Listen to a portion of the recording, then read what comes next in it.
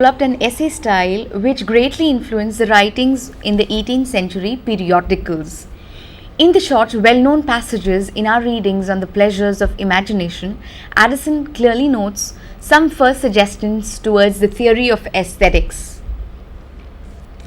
In the essay Pleasures of Imagination, he represents a shift in the emphasis from the creation of the artist to that of the pleasures of the connoisseur. For this very reason, Addison's essays had great appeal to the rising middle class seeking to improve their refinement and tastes.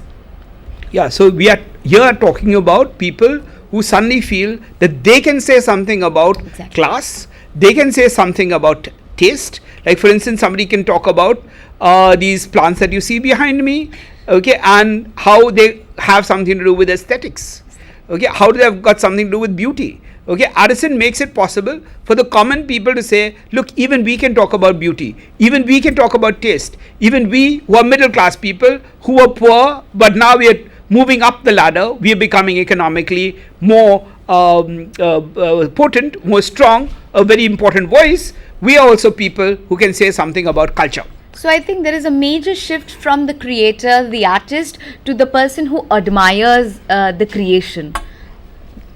Addison notes that one of the pleasures of sense, the understanding and the imagination, only the latter pleasure originates from the sight. Whether or not imaginative pleasures derive from the appearance or the ideas of visible objects, the pleasure, he thinks, is due to their expansiveness, novelty, or beauty.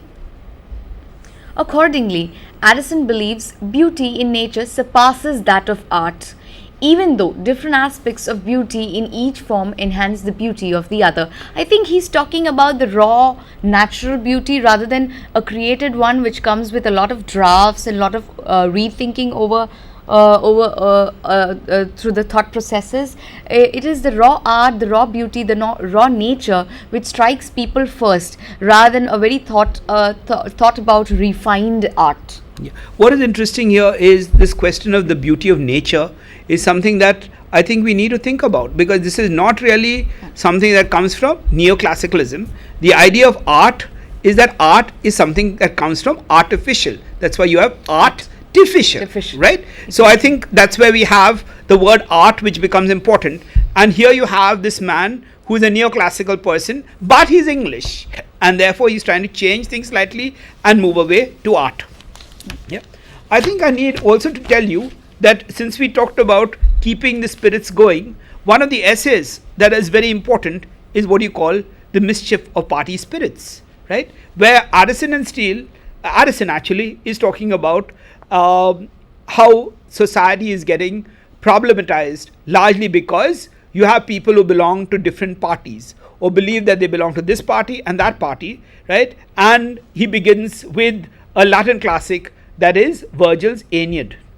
Now, we know that the Aeneid is a recasting of the classics of Greece, which are the Iliad and the Odyssey. It's largely the Iliad, and we must remember that Shakespeare calls Aeneas, after whom the Aeneid is named, half Roman, half Greek and half Trojan, right?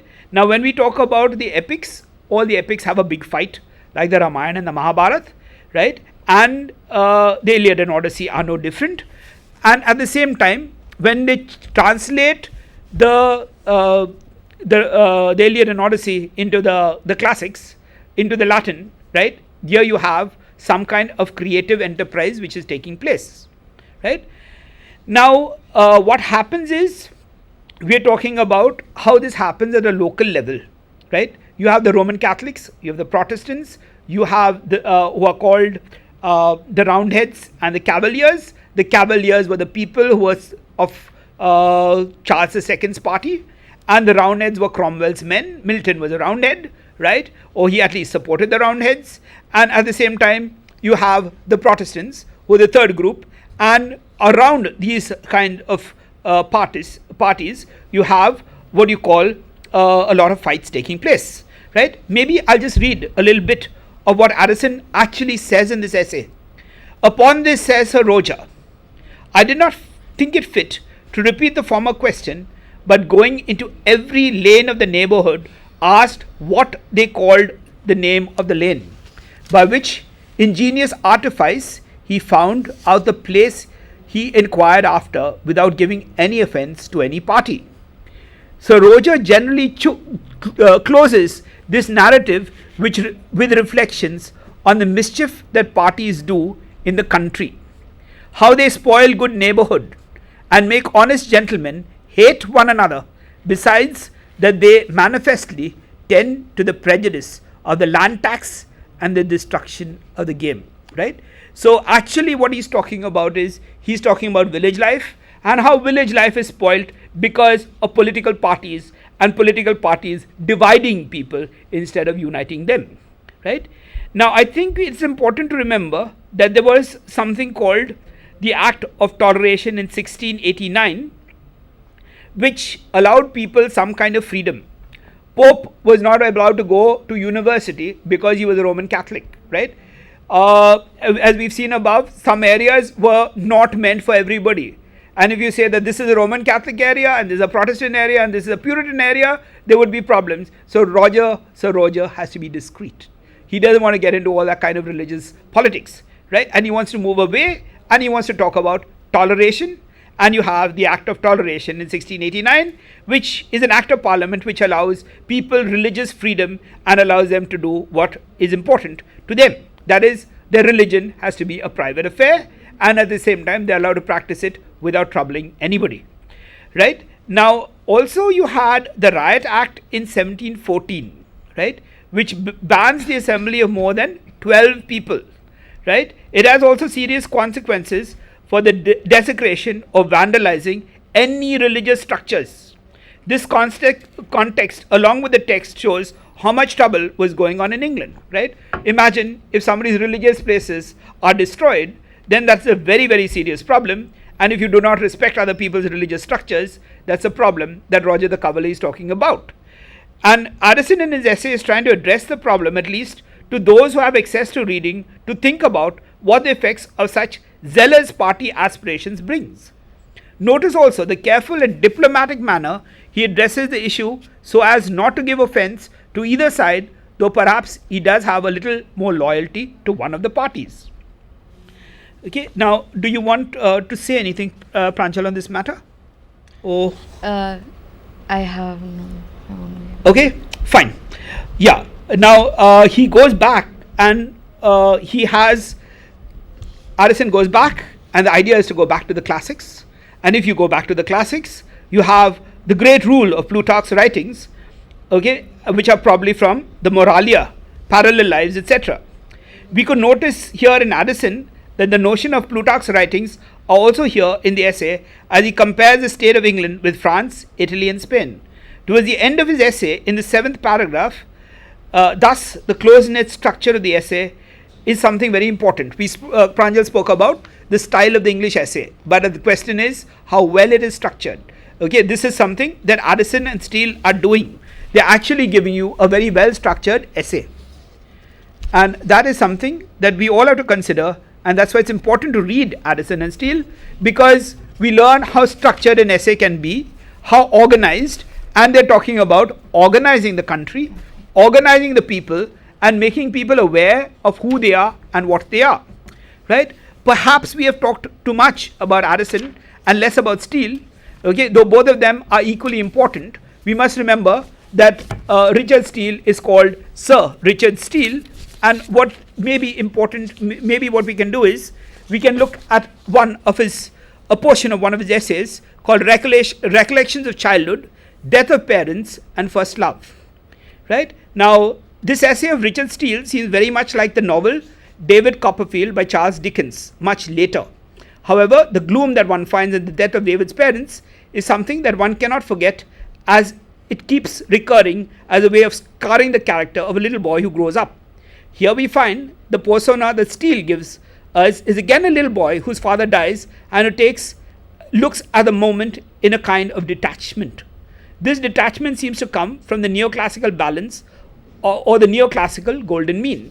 Okay, Addison also has an essay where he's talking about bringing up of children, and he talks about how a child it should be taken and kept with a family of somebody else, so that if you keep him there, the person can bring him up as his own child, but at the same time have certain amount of discipline or strictures, so that the child does not get spoilt. There is attachment, and also that there is this attachment to it. So the golden So there mean. is a balance upbringing. The balance, yes. I find the long sentence near the end of the first paragraph setting up the tone of balance. Okay, and I quote here, and this is Steele, Richard Steele, though it is by the benefit of nature that length of time thus bolts out the violence of affliction, yet with tempers too much given to pleasure, it is almost necessary to revive the old places of grief in our memory, and ponder step by step on past life, to lead the mind into the sobriety of thought which poisons the heart and makes it beat with due time, without being quickened with desire or retarded with despair from its proper and equal motion. Right? At one level, it's talking about grief, it's talking about time, it's talking about going back in time, and if you go back in time, you look at your past and your history, and you look towards the future, and you say, look, we don't want too much trouble. We don't want more fighting. We don't want more trouble like that. We want to move on. It is not trying to get rid of emotion, but having something called the balance of head and heart, that is reason and emotion. An emotional intelligence sort of a thing. That's true, the emotional intelligence, but then we're talking about how does one balance out reason and emotion. The mind and the not heart. Too much of rationality, because then what would become in today's language is a nerd, or a person who's over intelligent, only thinking, only rational, and no concrete understanding of the world. Okay, so that's one. And we talk about the emotions. One cannot be so terribly emotional that one loses all sense of reason and rationality. Okay, these are further balanced by sorrow and joy, as there is the inner self and the outer self, which might seem jubilant in this eternal show. For this, Steele uses the term vulgar, which means common, and is something that proper elite culture would look down upon. The essay then is about tempering the self with the emotion that are sad and deep, so that the balance is kept between the inner self that has sad memories and the outer self that is jubilant and happy with the present moment and its comforts and hopes. Thank you for having us. Are there any questions? Are there any questions? We'd love to cater to them. No questions? Could I continue saying something? It's over. Okay. Correct. Yeah, because there's 5 minutes more. No, he said it's over. Did he say it's over? Yeah, Okay. it's over. Okay. Thank you. Okay.